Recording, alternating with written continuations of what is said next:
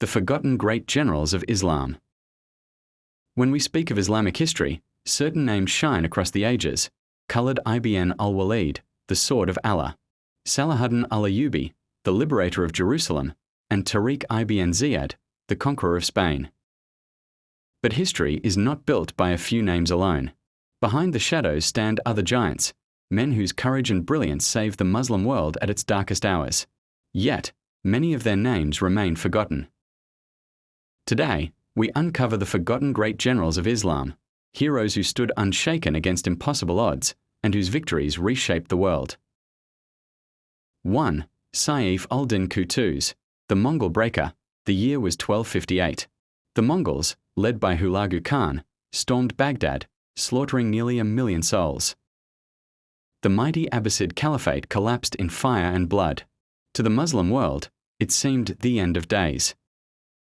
The Mongols marched towards Syria, then Egypt, the last stronghold of Islam in the Middle East.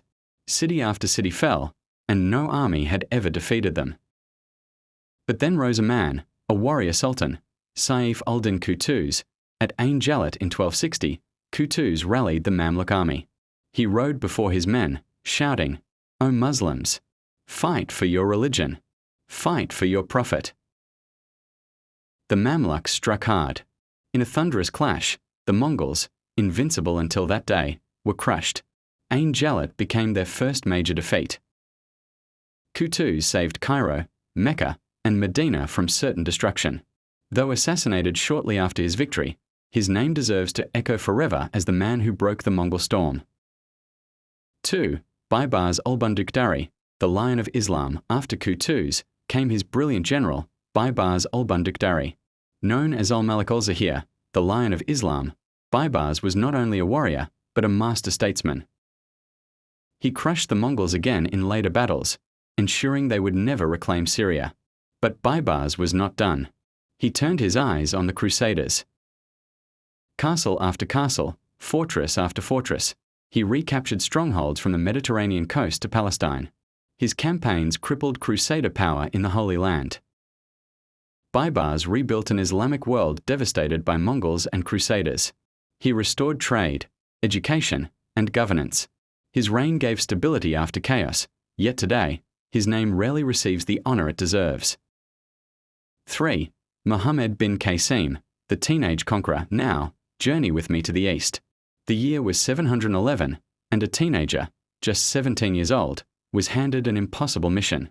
His name was Muhammad bin Qasim. Leading the armies of the Umayyads, he crossed into Sindh, in today's Pakistan. Against powerful Hindu rulers and fortresses, this young commander showed unmatched discipline. He treated the local people with fairness, granting religious freedom, lowering taxes, and winning hearts. His conquest was not just of land, but of souls. From his campaign, Islam spread deep into the Indian subcontinent. Today, over 500 million Muslims in South Asia trace the roots of their faith to Muhammad bin Qasim's march. A boy who became a conqueror, yet whose name is whispered only in footnotes of history. 4. Alp Arslan, the victor of Manzikert. In 1071, the fate of Anatolia, modern-day Turkey, was sealed on a battlefield called Manzikert.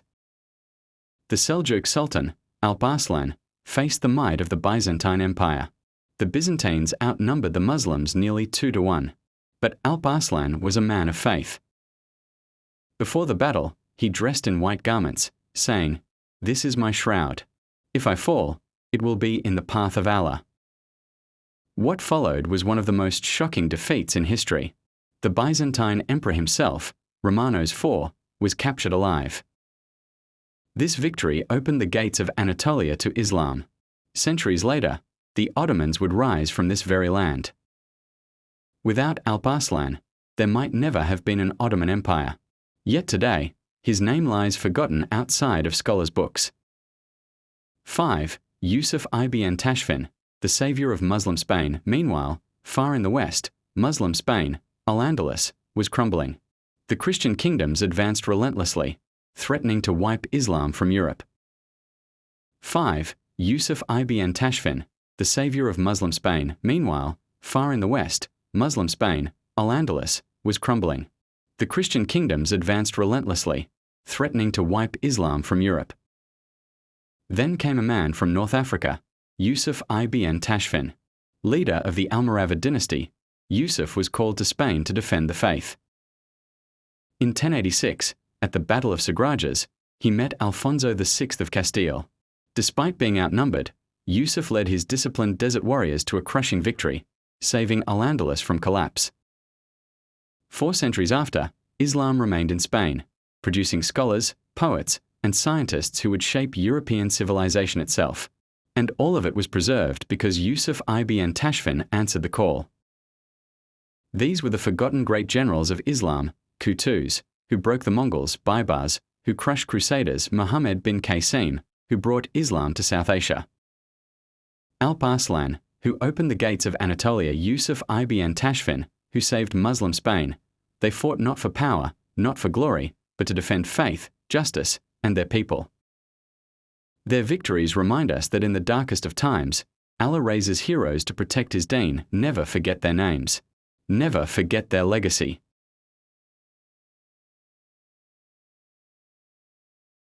Subscribe for more untold stories of Islamic history.